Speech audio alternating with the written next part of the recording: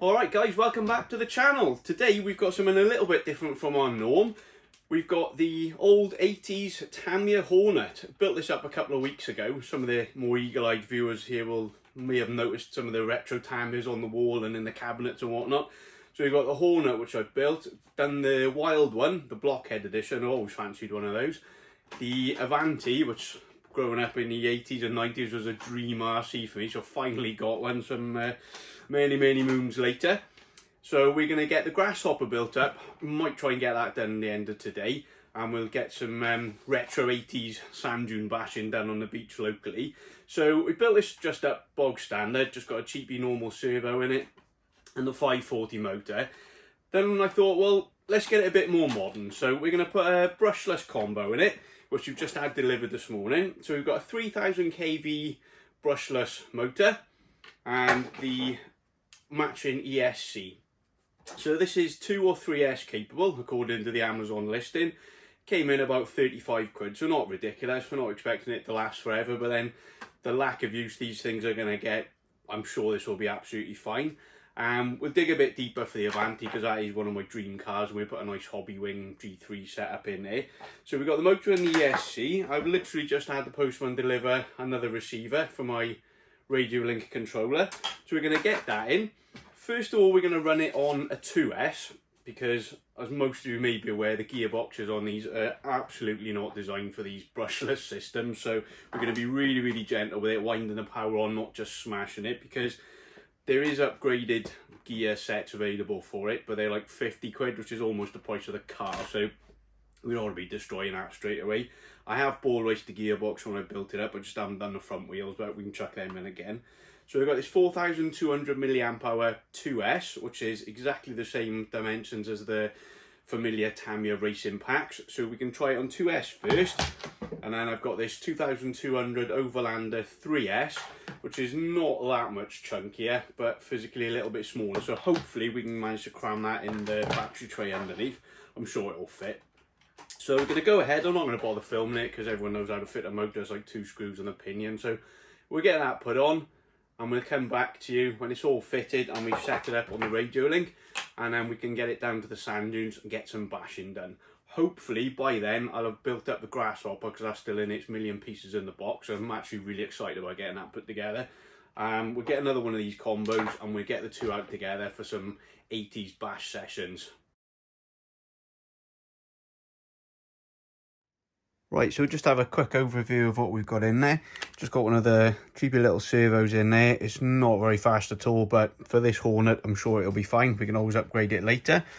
We've got the radio link receiver tucked away down the side there, and we're going to be using the radio link RC8X controller. I've got millions of models on there, so that works really well. Got the ESC mounted at the back, fits quite nicely there, and we got the 3000 kV brushless motor tucked away in the back. Colour would probably look quite cool, the Hornet body shell actually. I've just used the standard pinion for now because I haven't got any more to experiment with, so we'll see what that runs like. I'll power it on now and we'll see it all works. Right, so we've got the Overlander battery in there at the minute. That's the 3S. Rather annoyingly, this 2S one, which I wanted to try it on first, doesn't actually fit. It's literally like 2 millimeters too long, so we'll have a go, see if we can jam it in there. But let's have a little look if this one even works. The steering's going to be so slow. Oh, that takes you back to old school Tamiya job, doesn't it? Right. It's a bit awkward on my own, this, but we'll see if we can get some tyre ballooning. Just have a go. So 3S this is, guys.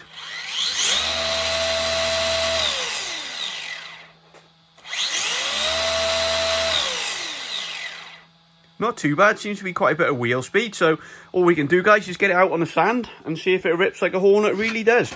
I remember these when I was a kid, and this literally was the coolest toy I ever had. So getting back a new one now, I'm really excited. I know it's not as cool or as high-tech as some of the newer ones, but sometimes you just got to go back to basics, and that's where the most fun can be had, I reckon. So we get it down the dunes, get it all sandy, see how she performs.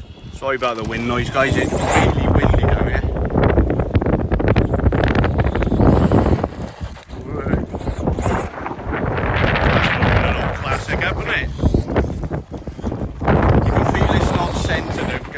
Wind the power on. Oh, the this tumble one ball. Just get a bit of footage in. Poor old Tamiya, brand new body.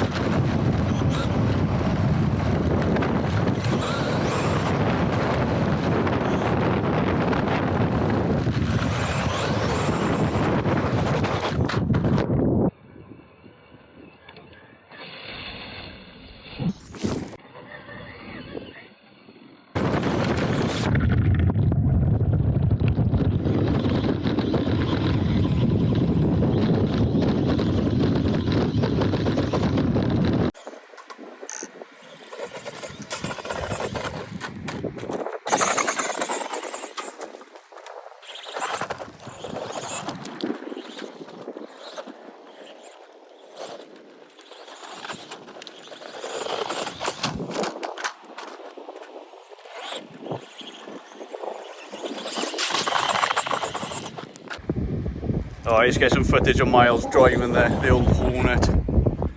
Driver's point of view this is, guys. You've got the old controller there.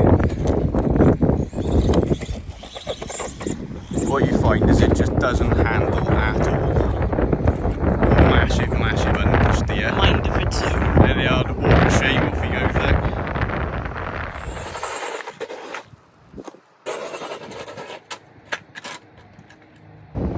Alright guys, what can I say? Classic Tamiya Hornet. I had these back in the late 80s, or one of these in the late 80s, in this very spot down here, and trust me, with a 3S, it is an absolute blast. It bogs down a bit because it's not censored, so I think we will treat this one because it's been such fun. Do a nice cheeky little hobby wing combo, but that, absolutely brilliant. All the big trucks and expensive trucks are good fun, but this little thing is an absolute blast. It just skips and hops. It doesn't turn very well, it doesn't handle, and that really adds to it.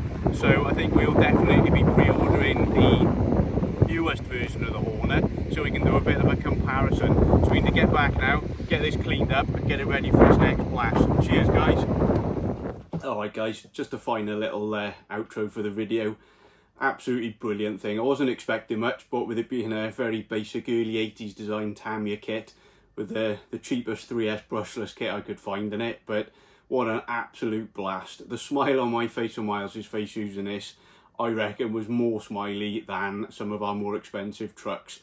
Doesn't handle well, doesn't go that fast, but for fun, what an absolutely brilliant little car. Really took me back to my childhood, because I had one of these when I was like 8 years old back in the mid-late 80s, in exactly the same spot, using this one with my own little boy the same age. Absolutely gold.